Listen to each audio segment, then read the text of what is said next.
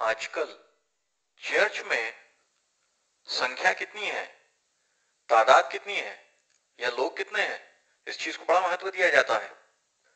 आध्यात्मिक क्वालिटी को महत्व देने की बजाय नंबर गेम हो गया है सारा की सारा। पर क्या ईश्वर का नजरिया यही है? जी नहीं, बिल्कुल नहीं। कुछ उदाहरण आपके सामने रखता हूं। आप सभी लोग शक्कर से परिचित हैं, वाकिफ हैं, और आप सभी लोगों को मालूम है कि आजकल कुछ गोलियां आती हैं शुगर फ्री के नाम से। शक्कर के 200 दानों के बराबर की मिठास शक्कर के 4 दानों के बराबर की जो एक गोली उसमें ही होती है।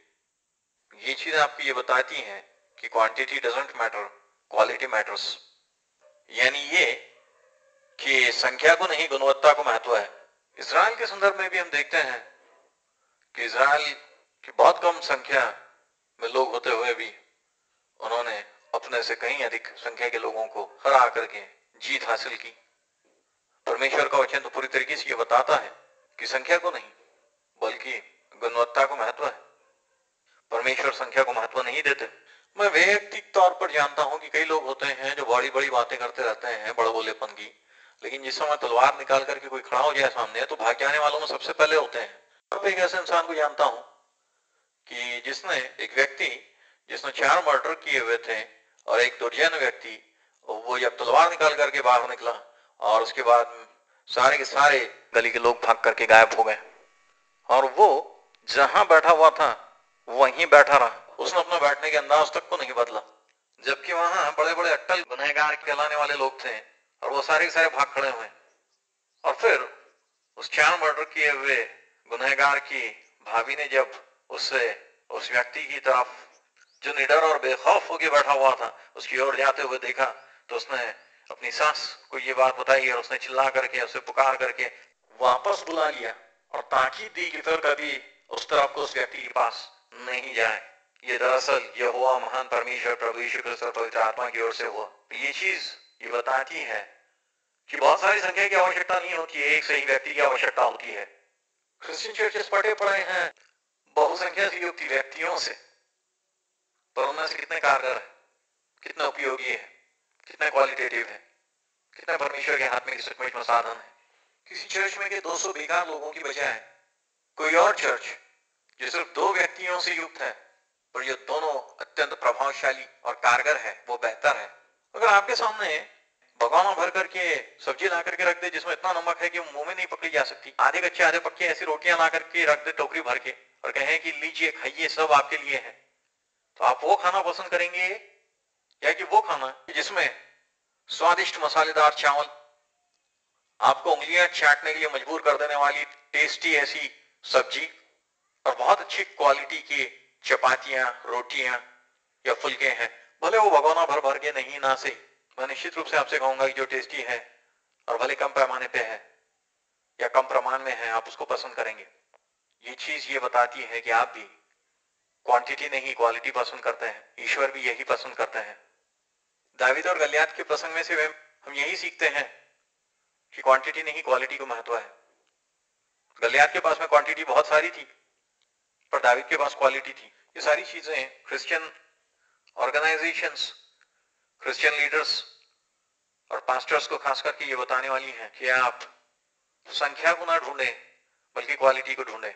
बहुत सारे लोग जानते हैं बेनी हिन को और बिली ग्राहम को, लेकिन आप में से कितने लोग जानते हैं हमें जो इन लोगों को प्रभु यीशु मसीह के पास ले आए? बहुत थोड़े। पर सोचिए उन लोगों का समाधान, उनका आध्यात्मिक सुख, खुशी कितनी बड़ी है, क्योंकि वो ऐसे लोगों को लेकर के आए प्रभु के पास जो मल्टीट्यूड्स को, जो बहुसंख्याओं को जीवित सत्य परमेश्वर के पास लेके आने के लिए साधन बने।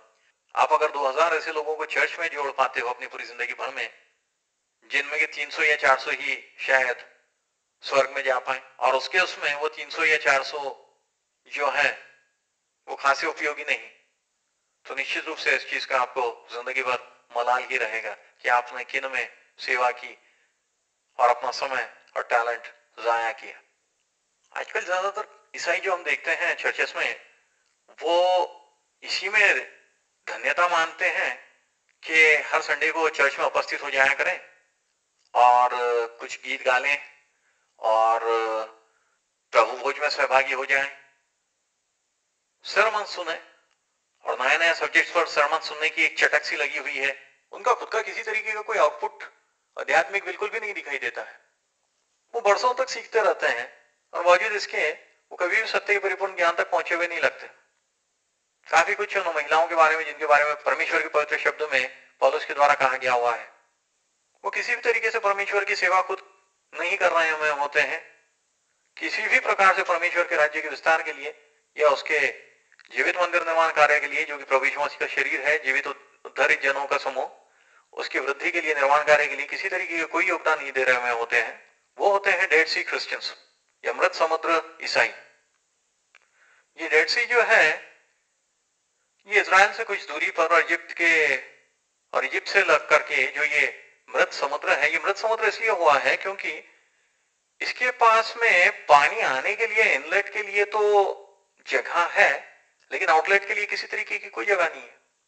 इसके चलते समुद्र के उस भाग में क्षार ही क्षार जमा हो चुके हैं, यानी सॉल्ट्स, और उसके चलते वो पानी इतना पोल्यूटेड और हेवी हो चुका है, उस पानी पे लेट सकते हो, वो आपको डुबाता नहीं है, पर उस पानी को कोई नहीं पी सकता क्योंकि पूरी तरीके से जहरीला है। ऐसी ही स्थिति में होते हैं वो ईसाई जो वहां जाकर के हर संडे को चर्च में पहुंच करके सारे अलग अलग सरमन सुनते रहते हैं, बरसों तक सुनते रहते हैं, लेकिन खुद किसी को कुछ नहीं बताते। वो बस इसी को धन्यता मानते हैं कि कमेंट्स करते रहे।